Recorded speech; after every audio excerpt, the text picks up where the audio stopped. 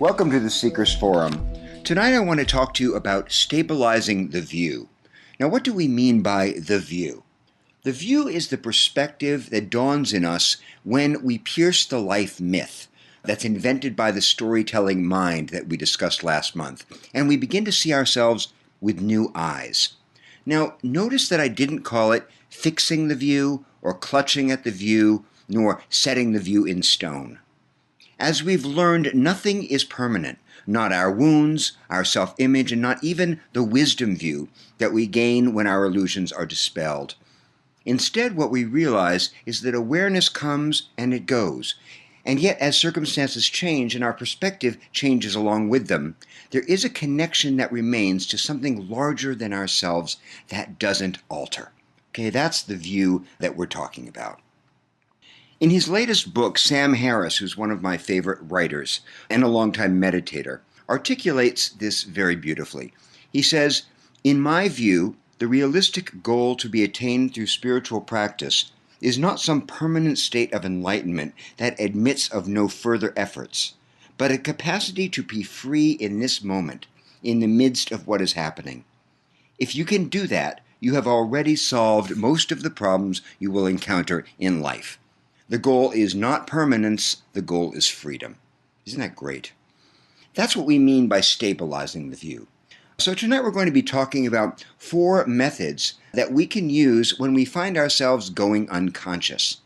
These are tools that I have used personally for many years and that have helped me enormously to retrieve that sense of wholeness, balance, and clarity when it gets clouded over by life or by fear or by distractions. So let's start with the first method. The first tool for stabilizing the view is silent meditation or some form of contemplative practice. Whether it's yoga, whether it's centering prayer, there are many forms of this, but some form of contemplative practice. It's really impossible to overstate the value of contemplative practice. But why is it so important? The answer is actually fairly simple. Because we suffer less when the mind is stable. We do ourselves less harm and others less harm. We create fewer problems. We live less in the past and in the future. We have greater insight into who we are and what is, and we fortify our means of access to that power that is beyond the self. Okay? By fortifying the means of access to the power that's beyond ourselves, we're talking about accessing the wisdom mind and witness consciousness. In a recent study that looked at the connection between mental stability and subjective pain, people reported that they were lost in thought, thinking about something unrelated to their current experience, approximately 46% of the time. Now, anyone who is trained in meditation knows that this is actually a very low figure. The truth is much higher than that. If we're counting all the times that our mind is not on the present moment or on the task at hand, when we're caught up in unnecessary distraction. The study found that people are consistently less happy when their minds are wandering, even when the thoughts are pleasant. The authors concluded that, quote, "A human mind is a wandering mind, and a wandering mind is an unhappy mind." Now, anyone who's ever done a silent retreat will certainly agree with this and know what these scientists are talking about. I remember when I took my own first silent retreat many years ago at the Insight Meditation Society up in Barre, Massachusetts, which was co-founded, coincidentally, by our guest speaker this month, Sharon Salzberg. I was so eager to hone my sitting skills and to make progress on the spiritual path. I still believed in those days as a seeker that progress was the point in all endeavors, including the pursuit of spiritual freedom. As an achiever, as an alpha male, I framed everything that I did in terms of competition, success, and excellence. Otherwise, I thought, why bother doing it? Well, I arrived at this 10-day retreat with this goal firmly in mind. I was there to wake up. I was there to get it. I was there to crack through my mental illusions once and for all. But the first morning I showed up at the meditation hall at 5 a.m. I took my seat on the cushion, closed my eyes at the sound of the bell. Every muscle in my body was tense. It was sort of like being a racehorse on the track right before the gate flies up. I sat there watching my death as the teacher's instructions, told me to, in through the nostrils, out through the nostrils. But within 5 minutes, I was miserable. In the space of half an hour, I was desperate. And by the time the closing bell went off, I felt really as if I'd been physically trampled. There were 8 of those sittings per day, so you can imagine I was determined to do better next time, to not be defeated by the wandering mind. But of course, that only made the practice harder, since this mental jockey inside me was whipping me every time I lost count of my breath, every time my mind wandered, every time I had pain in my body. Although I had gone on retreat to discover peace, all I discovered was my own interior madness. Seeing the full craziness and instability of my mind for the first time. In 10 days, I may have experienced 5 minutes of mental balance when this tirade actually stopped and left me with some serenity. By the time I left, I was exhausted and discouraged and completely disillusioned. I barely had a clue of who I was and why I had been there. What happened is that my spiritual hubris, my spiritual ego, was in shreds, and I was 100% sure that meditation was not for me. Well, that was 25 years ago, and my story isn't an uncommon one. I had no idea then that my spiritual journey toward mindfulness had actually begun, not ended, in that moment of failure. My ego was too wounded and I was too young to recognize that it was this stripping, this humbling, and this confrontation with the full insanity of my mind that constitutes the beginning of wisdom, which plants its roots in the mud of despair. I had not yet come across the notion of spiritual materialism or realized that I was actually chasing enlightenment in the same way that I had been chasing worldly success. It took me many years and many, many such moments of failure and discouragement, saying to hell with it and running away, before I finally realized that I was pursuing my own contemplative practice in an egotistical and self-defeating way. I realized that, in fact, failure is the price of spiritual freedom, and it's part of the discipline that's necessary to stabilize the view. Spiritual life is, in fact, one humiliation after another, and this is not a mistake, even though it feels like that. In fact, it's the natural process of meeting ourselves as we are in all our insecurity and our confusion. We find that there's no way around this Tower of Babel between our ears, and that only by learning to accept my own crazy mind could I hope to find some happiness. I needed to get out of the way and allow this process to unfold instead of trying to direct it. And today I still meditate, with a fair amount of regularity, but I no longer expect a thing from it except a few minutes of quiet and self-encounter, a chance to settle down, to find refuge in the storm of life, to recollect myself, and to take a deep breath. It's no longer about having an experience, okay? It's not about having anything at all. It's simply about being. As Harris puts it in his book, the ultimate wisdom of enlightenment, whatever it is, cannot be a matter of having fleeting experiences. Okay, let me repeat that. The ultimate wisdom of enlightenment, whatever it is, cannot be a matter of having fleeting experiences. The goal of meditation, of all practice, in fact, is to uncover a form of well-being that is inherent to the nature of our minds. It must be available in the context of our ordinary life, ordinary sights, sounds, sensations. Peak experiences are fine, but real freedom must be coincident with normal waking life. Like a lot of Buddhists say, nothing special. Okay, there's nothing special to insight. There's nothing special to enlightenment, except that it wakes you up and transforms the quality of your experience. But there are no heavenly trumpets, there are no visions, and no permanent brass ring of consummate freedom. There's just simple awareness of who we are in the present moment and what is in our personal sphere, and the space, making the space for that to be okay. That's how the practice of meditation or another contemplative practice helps us to stabilize the view. It helps us to be here now, to re-enter our own bodies. The second tool for recovering our enlightened perspective is heart-to-heart communication. We spend so much of our lives imagining ourselves to be separate beings, cut off from the world, trapped in the confines of our minds, unseeable, unhearable, incomprehensible somehow to other people. Often we feel like strangers in a strange land, which is our body, alien, unworthy, and often alone. Bewitched by appearances, including the appearance of separateness, we lose touch with the eternal essence of who we are that connects us to all of creation.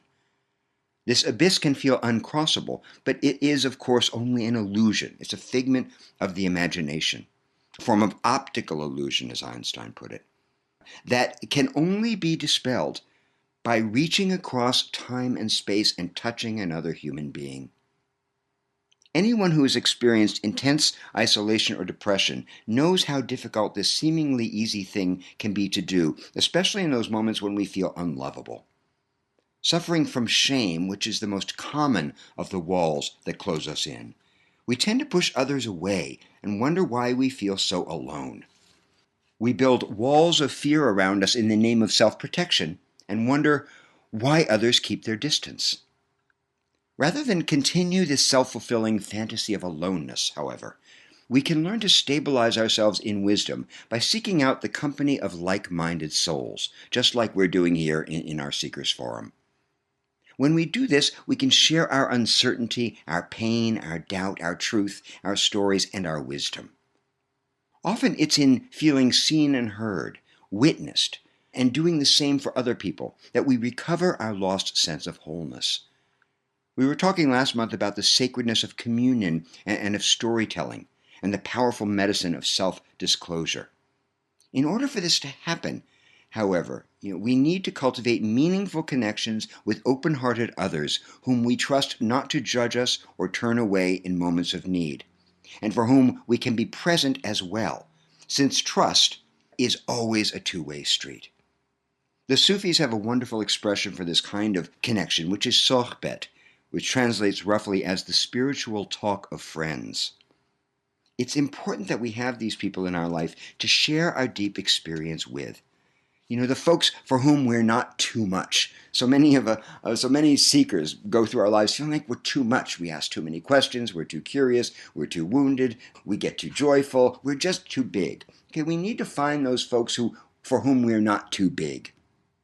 Therapists and teachers are wonderful, of course, but when it comes to this particular tool of heart-to-heart contact, it's wise to seek connection with folks whose attention we don't need to purchase.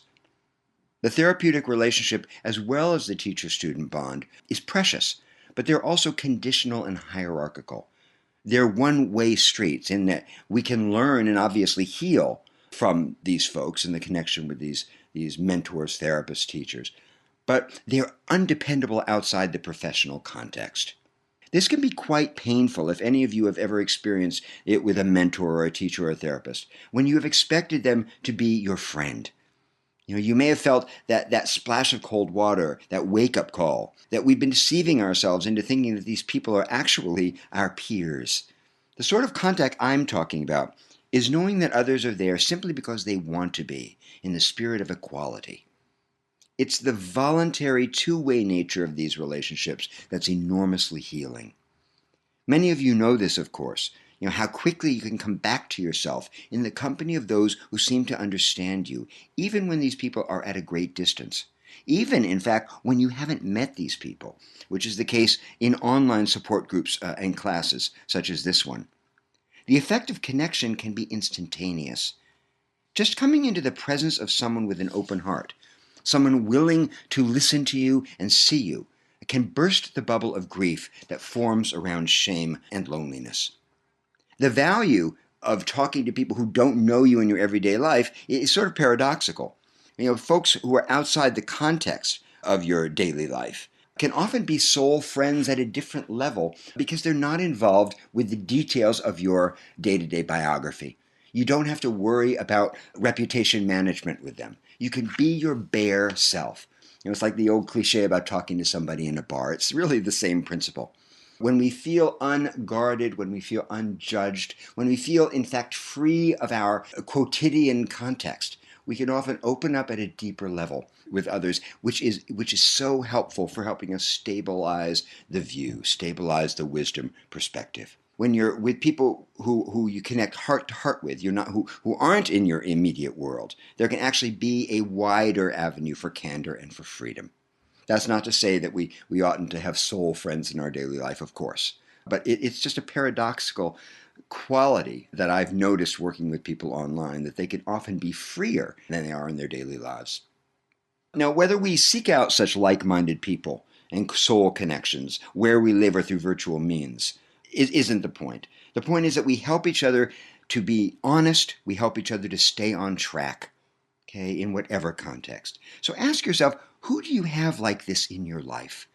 Who are your soul brothers and sisters? Whom can you trust when you lose your way? Do you have people around you or in your life in some context who you feel truly see you for who you are without censorship or judgment?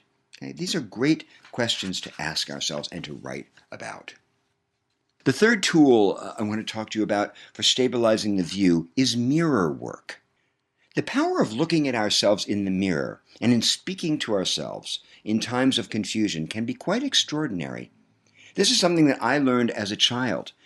In fact, it saved my life many times when there was no one around to talk to and when I felt profoundly lost.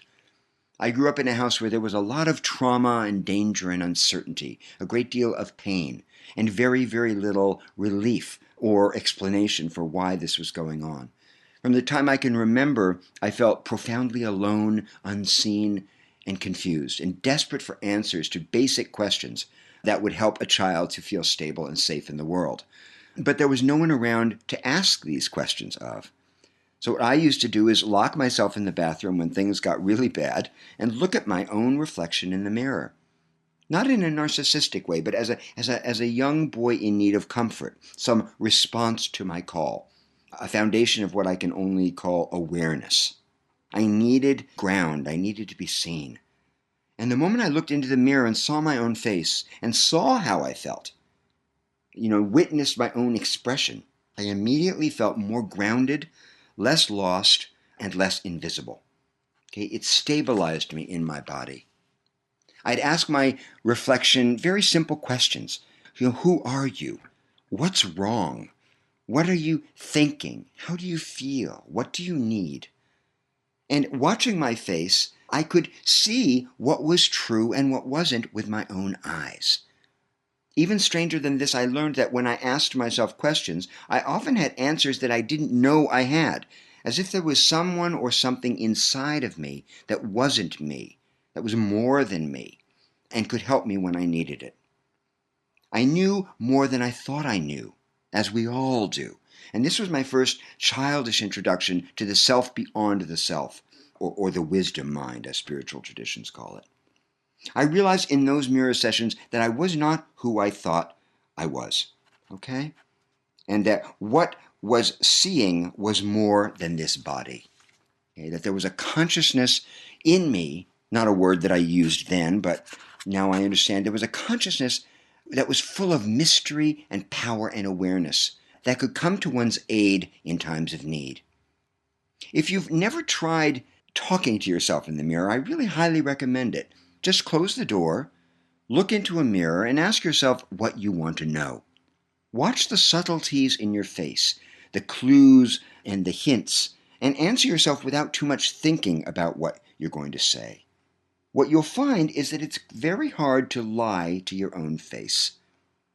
If you need to cry, then cry, and be with yourself as you're doing it. You'll learn from your own emotions. If you need to scream, then scream. If you need to whine, then whine to your heart's content. Just keep observing without judging or shutting yourself down. Stay with yourself until the emotions settle, and then ask yourself, how do you feel now? You'll be amazed by how healing and comforting this can be. 5 minutes alone with a mirror, in my experience, can be more stabilizing and enlightening than an hour of therapy. And it's free. Before we move on to the next tool, just a word on affirmations. A lot of folks use affirmations to feel better, to sort of talk themselves into a new story, into a new reality. And there are times when affirmations can be very useful. But there are also times when affirmations can be a form of evasion. Remember that fake optimism can be very counterproductive. Okay? They can give us comfort, but only for the moment. And we know in our deep selves that what we're saying isn't true. Telling yourself, I love myself, when in fact you're full of self-loathing. feeling one thing and stating another. This can actually be very confusing and only add to our burden of suffering by refusing to face what's going on. It's far better to be truthfully wretched and pissed off and stuck and unhappy than it is to plaster a smiley face on and feel like an imposter when it comes to self-growth and spiritual self-awareness. And the last tool for stabilizing the view that I'd like to discuss with you is writing as a path of self-inquiry and healing. The ability to record our experiences on paper, not only events but our feelings and thoughts about events, is an incomparable resource for healing and awakening. We don't just write what happened, we write about what it meant to us. We write about what we learned from it. We question our story. We explore the emotions that we had in relation to an experience or to our story. That's where the insight comes in. There are a lot of studies now showing that even 20 minutes a day of expressive writing, personal writing, can change our lives in profound ways. If you know the work of James Pennebaker, take a look. The data are remarkable. As an emotional tonic and as a spiritual practice, writing offers us the unique chance to actually see what we think and feel on paper. When we use writing as a path of self-inquiry, posing questions to ourselves that are aimed at dispelling ignorance, suffering gives way to confusion. We discover that language itself can become a tool for excavating the nuggets of truth from the dross of appearance, including false beliefs and outdated stories. It's important to remember, however, that not all writing is created equal. Language as a medium can be used in two different ways. We can use language to reveal, or we can use language to conceal. In other words, words can be used to cover up, prettify, whitewash, bury, deny. Or writing can be used as a tool for personal archaeology and spiritual awakening. Again, it's not enough to simply repeat our stories. We must question them, examine them, and doubt them.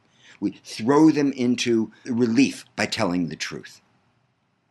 Writing is similar to meditation in that regard, but instead of observing the contents of our minds in silence, we observe these contents in written words and learn to see the truth between the lines, just as we recognize peace between our breaths. Like meditation, writing requires the ability to be alone with ourselves, which is one of the hardest of all disciplines, to tolerate our own complexity, to find solace in our own skins, knowing that if we can't find it there, we can't find it anywhere. As in meditation, we learn in writing to become our own witness and to find sustenance through heart-to-heart contact with ourselves in the same way that we build heart bridges with others as a way of stabilizing ourselves in the enlightened perspective. This gift is available to us at any time, anywhere. All we need is the willingness to show up and write. The more we do this, the more we come to depend on writing as a touchstone for our own well-being, as a necessary part of emotional and spiritual hygiene. We come to miss it when we put it aside. We learn, as I like to say, that when you tell the truth, your story changes, and when your story changes, your life is transformed. When you use this tool, when you allow writing to guide you and to heal you, to help you on the path of your own awakening, it can become your best friend and help to stabilize the view because, like the other three tools, meditation, heart-to-heart communication, and mirror work, it connects us to the wisdom mind, unconditioned, clear-seeing self. That's the source of all stability and balance. And finally, a word on balance and uncertainty. There is no balance in pretending that life is permanent, that circumstances are unchanging, or that things are any way other than how they are. Key to learning balance is becoming acquainted with mystery and developing some kind of comfort with the discomfort of not knowing. Until we're able to surrender to what is not known, to cede control of what can't be controlled, and to stand with some poise, some awareness, and some willingness in the mystery of the present moment, we cannot possibly find balance. We can't possibly find strength. We need to live in the questions, as Rilke said to the young poet who wrote to him. This is such a beautiful passage. I'm sure you may know it. Rilke is writing to his young poet friend and saying, I would like to beg you, dear sir, as well as I can, to have patience with everything unresolved in your heart, and to try to love the questions themselves as if they were locked rooms or books written in a very foreign language. Don't search for the answers, which could not be given to you now, because you would not be able to live them. And the point is to live everything. Live the questions now. Perhaps then, someday far in the future, Rilke says, you will gradually, without even noticing it, live your way into the answer. Isn't that beautiful? This is also what seekers do. Okay, we live our way into the answers. We live the questions. In stabilizing the view, as we said at the beginning, the goal is not permanence or control or conclusion. It is freedom. That's the only kind of stability that matters. The stability of free, choiceless awareness before the mystery of our own lives.